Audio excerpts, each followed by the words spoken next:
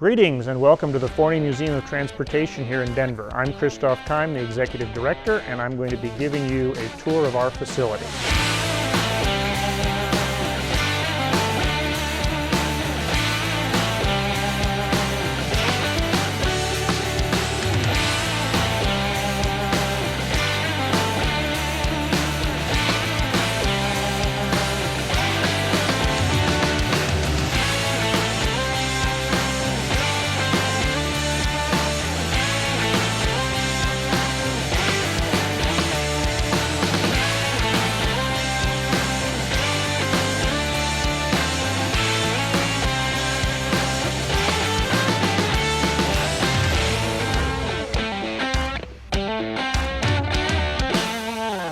As part of the Forney Museum, we always like to share the history of this collection.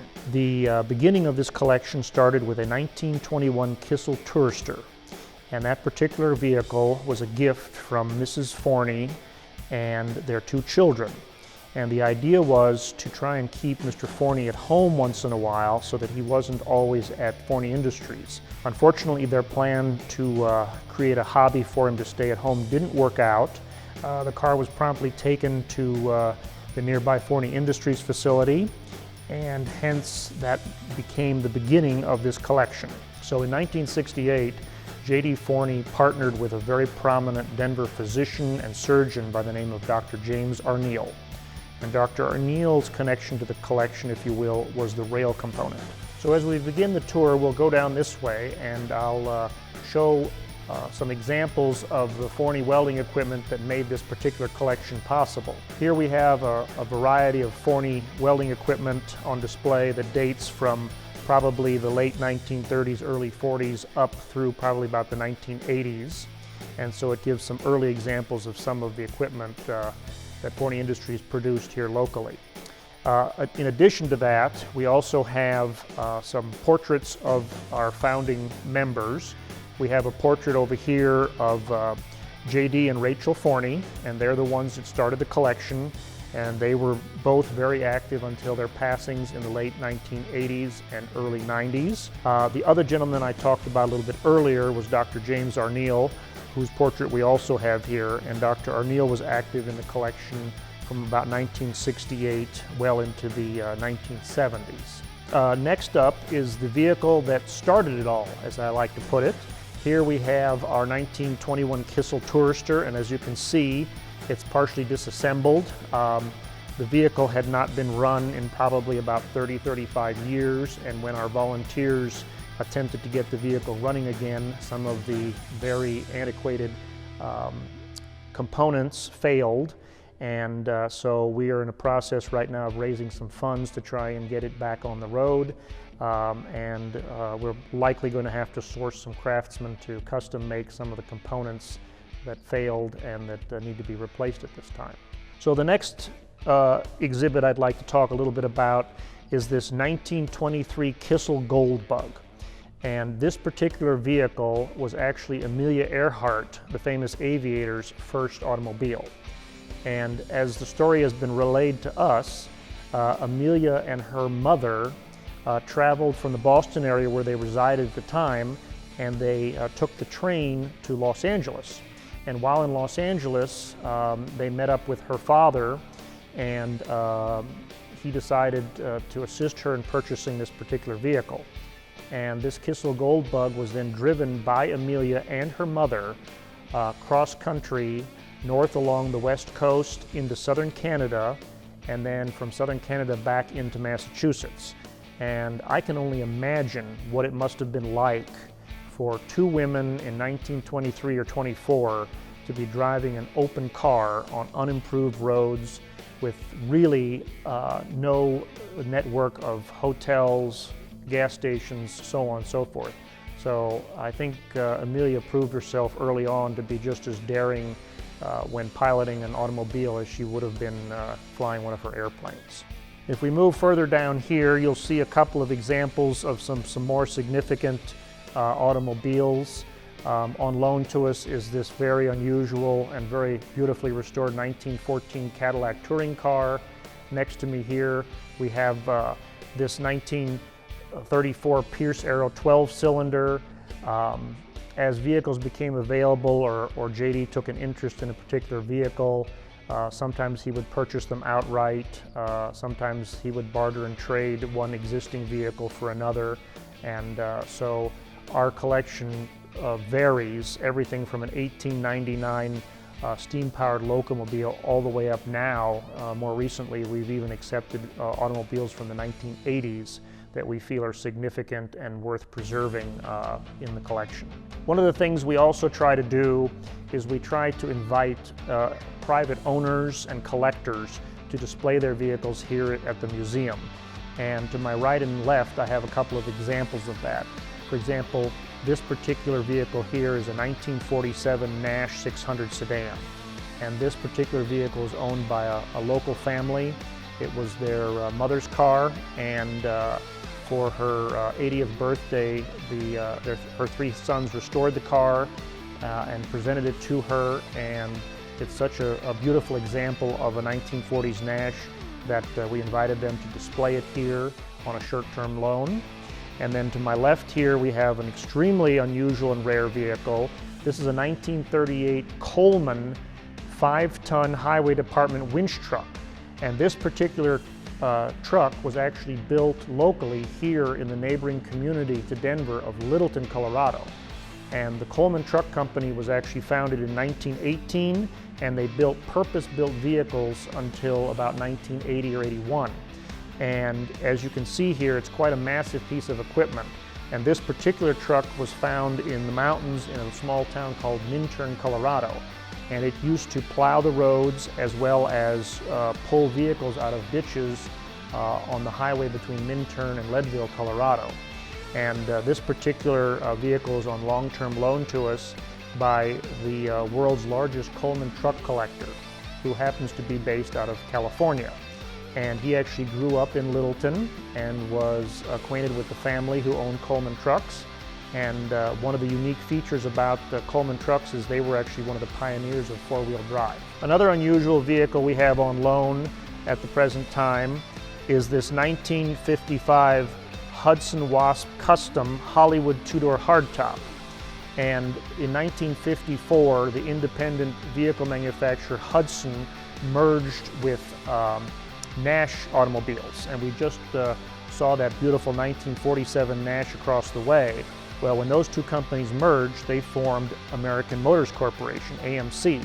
And a lot of people will remember AMC for two primary products, the Rambler and then the Jeep. And the Jeep name, of course, continues today and was purchased in the 1980s by Chrysler Corporation when American Motors ceased their own production. This particular vehicle is unusual in that it's sort of a hybrid. After the two companies merged in 1954, the Hudsons were Nash-based automobiles. It was basically a Nash with Hudson trim, and this particular example did still use a Hudson power plant called the Twin H. It was a flathead six-cylinder with dual carburetors. But one of the unique features that was passed on to Hudson that Nash pioneered was the fact that the seats fold back and meet the rear seat and create a bed. One of the iconic automobiles that I think everybody in the world is familiar with that's part of our collection here is this 1959 Volkswagen Beetle. This was very generously donated to us a few years ago and is one of the more popular things that we display, and we take it out to car shows and such, and people always like seeing the original Volkswagen Beetle. In contrast, at the same period of time, we have here a privately owned vehicle. This is a 1957 Dodge Royal Lancer. And you can sort of compare the Beetle to the Dodge, and you can see what a major contrast there was between that German compact import and then an American vehicle at the time. This particular vehicle is owned by one of our longtime volunteers and is an original example with only about 27,000 original miles on it, and is certainly an iconic example of the mid-century modern era and of Chrysler's rather, how shall we say, outlandish designs of the time. Not quite as conservative as what the Europeans were doing then.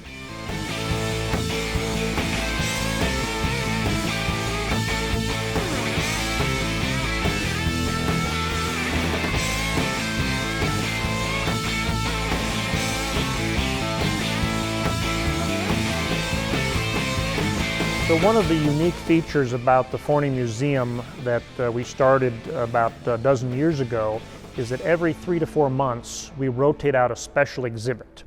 And those special exhibits vary and can be anything from trucks to motorcycles, vintage, camping trailers, but primarily they're different types of automobile related themes. Our current exhibit that's on display through the end of January are Triumph automobiles. And for example, here behind me, we have an extremely rare example of a Triumph. This is a 1960 Triumph TRS Le Mans Racer. And this is one of 4 vehicles that was built for the Le Mans race. And it was raced in 1960 and 61. And of the 4 that were originally built, all 4 do survive. And this is an original unrestored example here, and is basically as you would have seen it coming off the racetrack in 1960 or 61. Another very significant Triumph-based automobile that I'd like to show you is this 1960 Triumph-based Italia 2000. And this particular silver sports coupe here has an all-aluminum handcrafted body, and this is one of only 329 that were manufactured. There was a Triumph dealer in Naples, Italy, and this particular gentleman was a big fan of the Triumph sports cars, but he wanted to create something a little more unique that could sort of highlight the Triumph drivetrain, but also have sort of more of an Italian custom designed look. A lot of people, when they've been coming in to see this exhibit, at first assume that it's a James Bond Aston Martin. As we go further through the Triumph exhibit, I'm going to point out a couple of the more significant pieces. We have pretty much a full complement of Triumphs from 1929 all the way through the end of their production in 1981. One of the more significant automobiles, and sort of was the first foray into the American market by Triumph, is this 1949 Triumph 2000. And this is on loan to us by a Triumph enthusiast and collector in Cheyenne, Wyoming. And this particular vehicle is very unique in that not only is it a very elegant looking roadster, somewhat resembling a Daimler or a Jaguar of the period, but it also has a very, very unique jump seat setup. And if you look closely, you'll see that the trunk area actually houses 2 folding small jump seats. And in addition to that, part of the what we would call the trunk lid, or the boot, as the British would say, actually contains a windshield, so that the rear passengers are protected from the wind in addition to the front seat driver and passenger. As we continue through the Triumph exhibit, I want to point out 3 very similar roadsters. We have this red one right here from 1968. We have another 1968 example here in light yellow, as well as this gorgeous midnight blue. And for whatever reason, the Triumph automobiles were in series, model series. And for example, some of the early ones were called the TR2. It progressed to the TR3, TR4, and logically the TR5 would have been the next example. However, for the US market, what would have been the TR5 was labeled the TR250. And so the yellow and red examples are US spec Triumphs. However, this navy blue one is actually a European version that was delivered new in Germany. And it, in fact, was called a TR5. What's unique about these is they had what was called a Surrey top. And if you look closely, you'll notice that the center section of the top, which is actually a hard top, is removable. However, if you want to open the car even further, you can also remove the rear window portion. And the unique difference between the American and the European versions of the TR5 is that the US spec ones were actually equipped with carburetors, because the fuel-injected version that was sold in Europe actually wouldn't pass US emission standards of the late 1960s. And so as a result, the US spec TR5s continued with the traditional carburetor setup. One of the more well-known Triumph models in the United States, and I think when a lot of people think of Triumph, the name Spitfire comes to mind. And this particular example here, which is finished in a very unique aqua blue, actually belongs to one of the Forney Museum's volunteers. And she helped to organize and spearhead this particular exhibit. And she owns and drives this Spitfire very regularly. And that was one of the more popular models built in the late 1960s and into the 70s by Triumph. Sort of a variation on the traditional Triumph is this 1970 GT6. This actually is a fastback coupe with a hatchback, and these were actually designed and built to compete with the MGB, which was MG's version of this particular coupe. Not nearly as many of these were produced or sold, and my understanding from the Triumph folks is this is perhaps one of the more desirable and collectible models at this time, and their value has really increased considerably. A very, very unusual example of a Triumph, and not ever actually sold or really seen in the United States, is this 1973 Model 2000 Mark II sedan, or as the British would have called it, saloon. And these were sold in many parts of Europe, as well as places like Australia and New Zealand. And this was Triumph's foray into the full-size car market at the time. And if you're familiar with British cars, you'll notice that it bears a strong resemblance to the British Rover as well. And this particular example was imported by its current owner from England in 2018, and he's very active in the Triumph Club. And it's certainly a unique piece and not something that the average person here in the United States would recognize or be able to identify. Another example of the GT6 is this slightly newer 1973 version.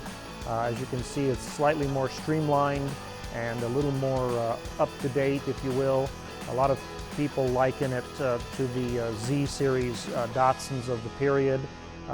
Certainly a competitor of sorts, if you will. And again, just another nice example of a GT. As we move along, we have a couple more examples of the Spitfires. Here we have a Spitfire in the hardtop configuration with its hardtop in place.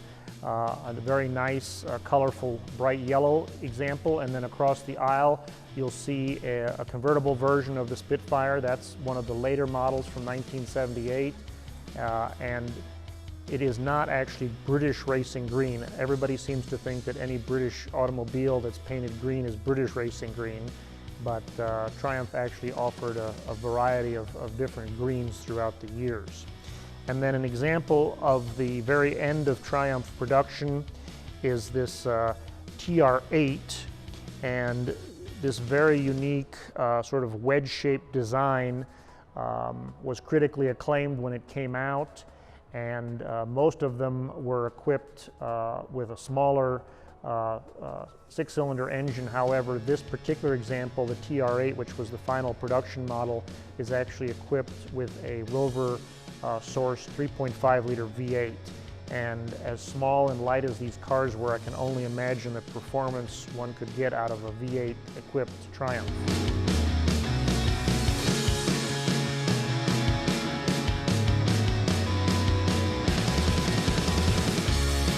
One of the other sort of categories, if you will, of our collection includes commercial vehicles, and some of them are service vehicles and some are different types of trucks and such.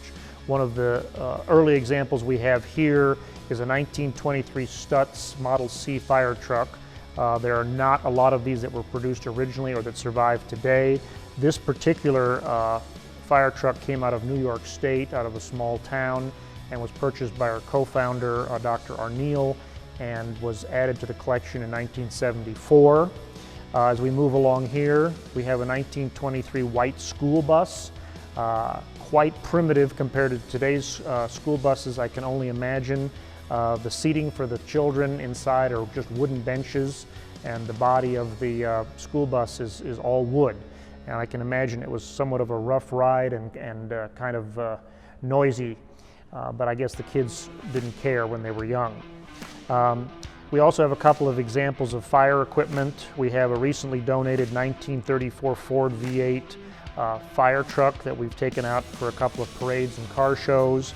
A lot of fun to drive. Then a piece that we just recently acquired is this 1970 International. It is actually a fire assist vehicle that came from a small community south of Denver that actually no longer exists in its current name. But this particular vehicle only has about 12,000 miles on it and was used strictly at the local airport. Another interesting vehicle in the Forney Museum collection is this 1925 3/4 ton, 11-passenger bus, which was actually used at Glacier National Park. I can only imagine the slow pace at which it gave tours to the visitors to Glacier National Park. It's only equipped with a 4-cylinder engine, and as large and heavy as it is, it probably navigated the mountain passes at perhaps 30 miles an hour at best. But certainly a unique part of the National Park System history. Next, we have a 1922 Sampson. This is a very early version of a commercial truck. As you can see, quite primitive, open cab, very basic, simple vehicle.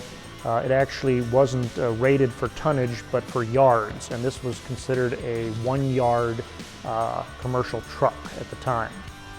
As we move along, here's a very familiar looking vehicle. This is actually a 1927 Ford Model TT truck.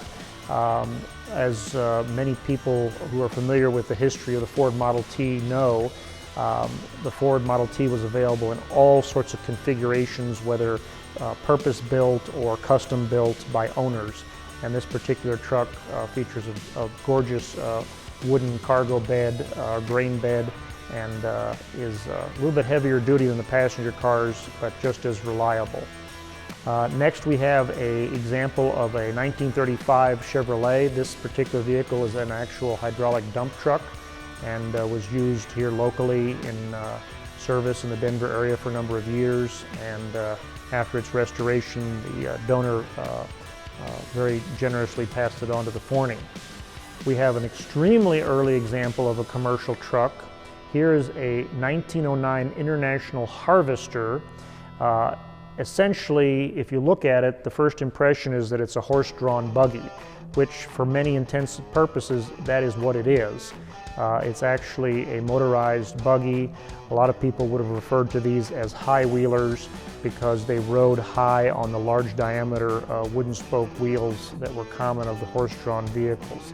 And this is just an example of an early commercial motorized vehicle. And then as we move along here, we have a part of Denver's history here. This is a 1931 Ford Model A U.S. Postal mail truck. And this particular mail truck was actually used here in the Denver metro area for a number of years. My understanding from the owner is that it was used from new in 1931 until the late 1960s. And in having operated this vehicle, one realizes very quickly how top-heavy it is. And again, not something built for speed, but for practicality, and just sort of a unique piece that has survived. And then one of the last trucks here on display is yet another white. This is a 1926 white truck that was actually owned and used by the Chevron oil company in western Colorado on the western slope.